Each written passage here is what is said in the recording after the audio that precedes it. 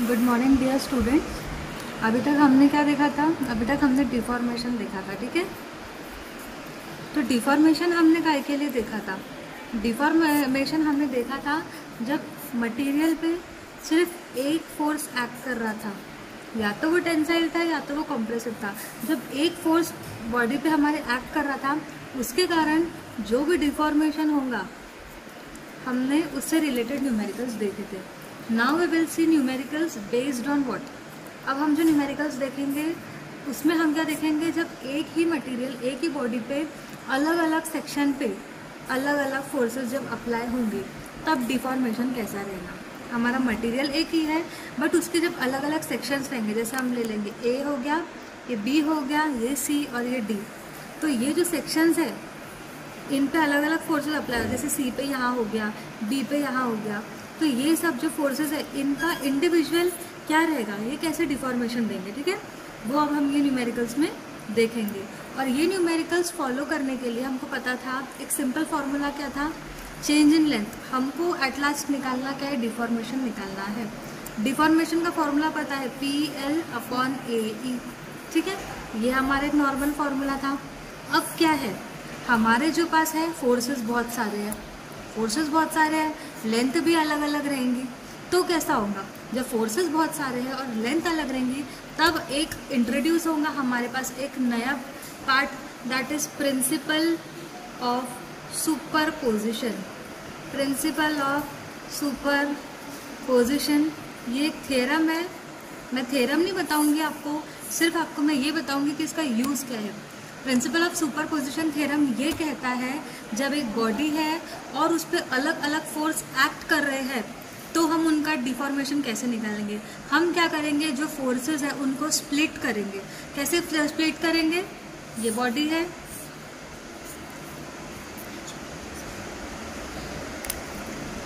ये बॉडी है, इसमें सेक्शन है, ठीक है। जैसे यहाँ पे लग रहा है 20 किलो न्यूटन लग रहा है, यहाँ पे लग रहा है 50 लग रहा है, यहाँ पे लग रहा है 10 लग रहा है, यहाँ पे लग रहा है 30 लग रहा है, ठीक है। जब ऐसे दिए गए हैं हमको अलग अलग टाइप के फोर्सेस, इनको हम क्या करेंगे, पहले तो स्प्लिट करेंगे फोर्सेस को, एक एक सेक्शन में वो आना चाहिए। फिर इंडिविजुअल सेक्शन, जैसे इनका कैसा हो जाएंगे, 3 सेक्शन हो जाएंगे, 1 2 3, ठीक है। इनको अगर हमने नेमिंग कर दिया ABCD, तो 3 सेक्शन कौन से हो जाएंगे, AB सेक्शन हो जाएगा, BC हो जाएगा, CD हो जाएगा। और फिर इनका जब हम स्प्लिट करेंगे उसके इससे हमको क्या मिल जाएंगे, अलग अलग फोर्सेस मिल जाएंगी। फिर ये इंडिविजुअल का क्या निकालेंगे, हम डिफॉर्मेशन निकालेंगे। कैसे निकालेंगे, PL/AE फॉर फर्स्ट सेक्शन, फिर ये रहेगा change in length is PL/AE for second one and PL/AE for the third section. फिर सुपरपोजिशन थ्योरम क्या कहता है कि अगर हमारे पास ऐसे अलग अलग फोर्सेस है तो हम इनको क्या करेंगे, सेक्शन में मर्ज करेंगे कहीं ना कहीं, और टोटल इसका क्या रहेगा, total deformation will be the summation of all the individual sections. सारे इंडिविजुअल सेक्शंस को जब हम ऐड करेंगे, मतलब del L1 plus del L2 plus del L3, तब हमको क्या मिलेगा, टोटल डिफॉर्मेशन मिलेगा, ठीक है। Now we will see the steps. अब ये न्यूमेरिकल सॉल्व करने के लिए हमको वेरियस स्टेप्स लगेंगी। अब ये स्टेप्स कैसी रहेंगी तो हम देखेंगे। स्टेप 1, अभी हम स्टेप 1 में देखेंगे कि क्या होता है। सबसे पहले तो हम क्या करेंगे, ये न्यूमेरिकल सॉल्व करने के लिए हमें एक डायग्राम दिया गया है, इसका क्या करेंगे, सबसे पहले हम FBD निकालेंगे। FBD means the free body diagram. Free body diagram मतलब क्या होगा, जैसे कि ABCD है, इसको हम 3 इसमें डिवाइड कर देंगे। कैसे डिवाइड करेंगे, ये हो जाएगा AB, ये हो जाएगा BC और ये हो जाएगा CD, ठीक है। ये तीनों को अलग अलग सेक्शन में हम डिवाइड करेंगे।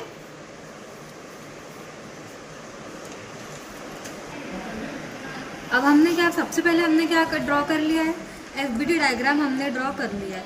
अब FBD डायग्राम ड्रॉ करने के बाद हमको क्या मिल जाएगा, अलग अलग सेक्शन पे, अब अलग अलग सेक्शन पे हमको फोर्सेस मिल गए हैं। अब हम इनका इंडिविजुअल क्या निकालेंगे, डिफॉर्मेशन निकालेंगे।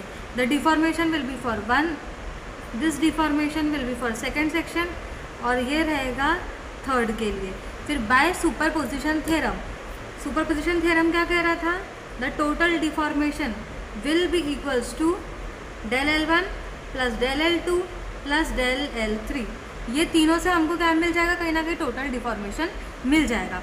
अगर डिफॉर्मेशन हमको पॉजिटिव मिलता है, डिफॉर्मेशन पॉजिटिव है मतलब हमारा जो फोर्स था वो क्या था, टेंसाइल फोर्स था। अगर डिफॉर्मेशन पॉजिटिव आया है तो हमारा जो फोर्स है वो टेंसाइल फोर्स है। अगर हमारा डिफॉर्मेशन नेगेटिव आया है तो हमारा जो फोर्स है वो कहीं ना कहीं क्या है, कॉम्प्रेसिव फोर्स है। क्योंकि हमने पहले भी पढ़ा था कि कॉम्प्रेशन क्या रहेगा, हमारे मटेरियल को कॉम्पैक्ट छोटा करने की कोशिश करेगा और टेंसाइल जो रहेगा वो बढ़ाने की कोशिश करेगा। तो जब टेंसाइल फोर्स है, जब पॉजिटिव आया मतलब टेंसाइल फोर्स है, और जब नेगेटिव आया यानी कॉम्प्रेसिव फोर्स है। अब हम न्यूमेरिकल देखेंगे।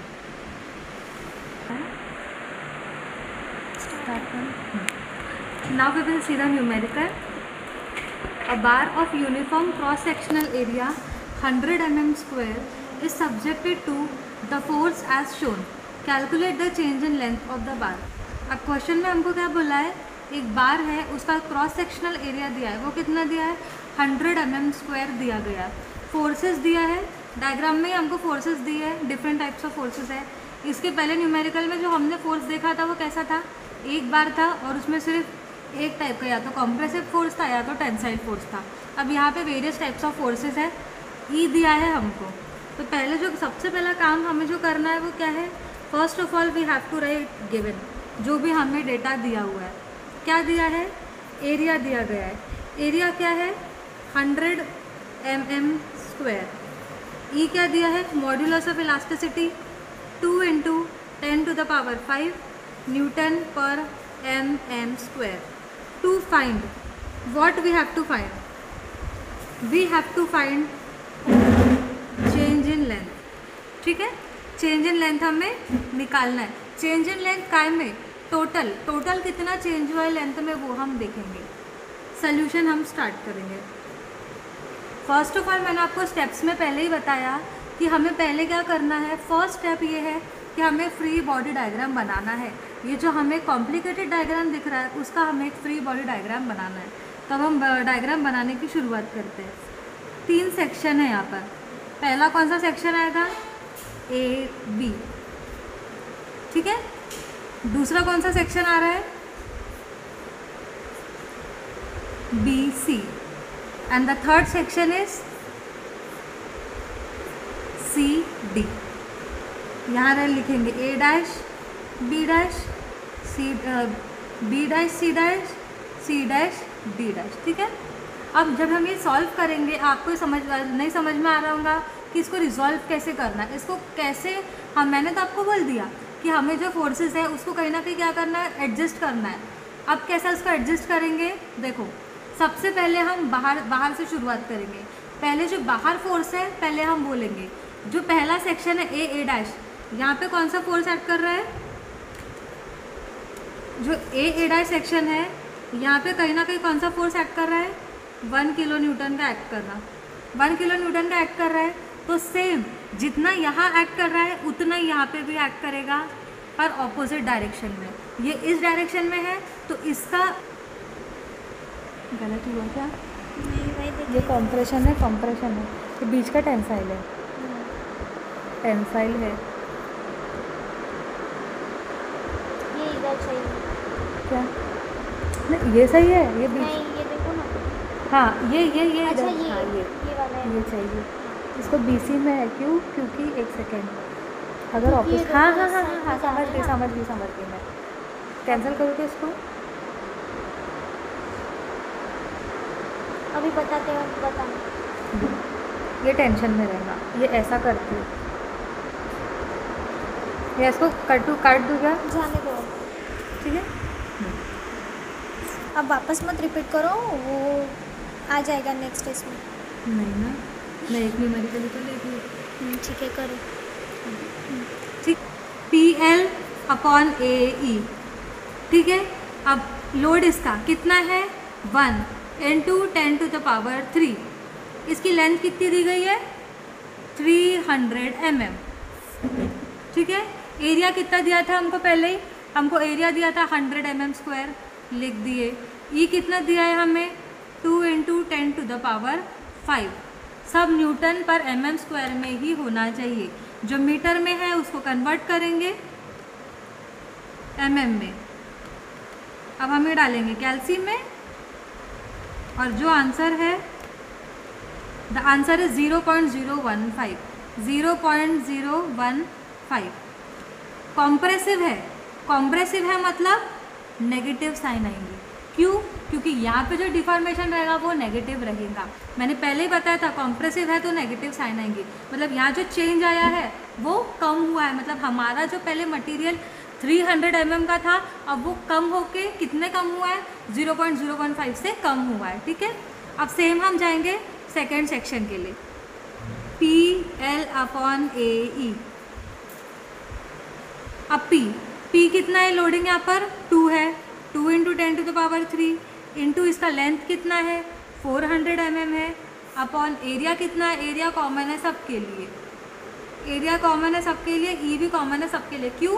क्योंकि ई क्यों सबके लिए कॉमन है? क्योंकि मटेरियल एक ही है, हमारा कंपोजिट बार नहीं है, हमारा सिंपल बार है जिसका एक ही मटेरियल है, इसलिए उसका मॉड्यूलस ऑफ इलास्टिसिटी भी क्या रहेगा सेम आएगा। ठीक है, अब हम ये वैल्यू डालेंगे कैल्शियम में और इसका जो भी आंसर आएगा अब हम देखेंगे। इसका आंसर कितना आया है 0.04 mm में डिफॉर्मेशन हो रहा है। ये था नेगेटिव। क्यों? क्योंकि यहाँ पे कॉम्प्रेसिव फोर्स आ रहा था। अब यहाँ पे जो है ये क्या है टेंसाइल फोर्स है। टेंसाइल में हमको पता था जब कोई चीज़ में पुल लग रहा है तो खींच रहा है मतलब बढ़ेगा तो पॉजिटिव साइड आएंगे। ठीक है, ये जो डिफॉर्मेशन है ये पॉजिटिव है। अब थर्ड में क्या रहेगा PL/AE थर्ड के लिए। थर्ड का लोडिंग कितना है 2 है इंटू 10⁻³ इंटू इसका ये mm कितना हो गया 600 mm अपॉन 100 इंटू 2 इंटू 10⁵।